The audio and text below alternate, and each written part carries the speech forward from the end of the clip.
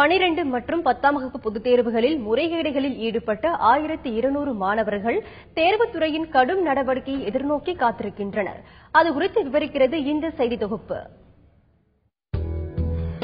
ஒவ்வொரு ஆண்டும் 12ஆம் வகுப்பு 10ஆம் வகுப்பு பொதுத் தேர்வுகளில் பிட்டடிப்பது, பக்கத்து மாணவர்களை பார்த்து விடை எழுதுவது உள்ளிட்ட பல்வேறு முறைகேடுகளில் ஈடுபட்டு மாணவர்கள் தங்கள் எதிர்காலத்தை பாழாக்கிக் கொள்வது தொடர்ந்து நடைபெற்று வருகிறது. முறைகேடுகளில் ஈடுபடும் மாணவர்களுக்கு விசாரணைக்கு பின் தேர்வுத்துறை கடும் தண்டனை வழங்கி நடவடிக்கை எடுத்து வருகிறது. கல்வியில் பின்தங்கியுள்ள திருவண்ணாமலை, விழுப்புரம், கடலூர் மாவட்டங்களில் நூற்றுக்கணக்கான மாணவர்கள் பறக்கும் படையினரிடம் பிடிபட்டு 2 ஆண்டுகள் வரை தேர்வெழுத முடியாத நிலைக்கு ஆளாகியுள்ளனர்.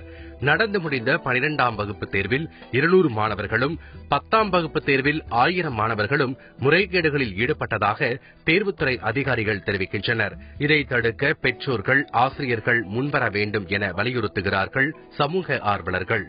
பெற்றோர்கள் அவங்களுடைய மாணவர்களுக்கு நல்ல இது கொடுக்கணும். அவங்கள ஷார்ட்டா நீ இந்த மாதிரி ஷார்ட்ல கெயின் பண்ணணும் அப்படிங்கிற அளவுக்கு அவங்களை ஊக்குவிக்க கூடாது. முயற்சி செய்யறது, படிக்கணும். என்னப்பா இந்த தடவை கொஞ்சம் மார்க் கம்மியா வந்ததுனால ஒன்னாயிடாது.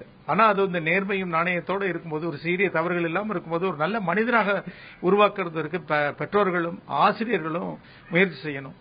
கேள்வித்தாள் முறையில் சில மாற்றங்களை கொண்டு வருவதன் மூலம் தேர்வு முறைகேடுகளை தடுக்க முடியும் என்றும், பெற்றோர்கள், ஆசிரியர்கள் மாணவர்களுக்கு விழிப்புணர்வை ஏற்படுத்தினால் இந்த பிரச்சனையை சரி செய்ய முடியும் என்றும் ஆசிரியர்கள் தெரிவிக்கின்றனர். உண்மையாக, நேர்மையாக இந்த வழியிலே சென்று இந்த தேர்வை எழுத வேண்டும். அதில் எத்தனை மதிப்பெண் கிடைக்கிறதோ, வெறும் மதிப்பெண் மட்டும் நம்மை உயர்த்துவதில்லை.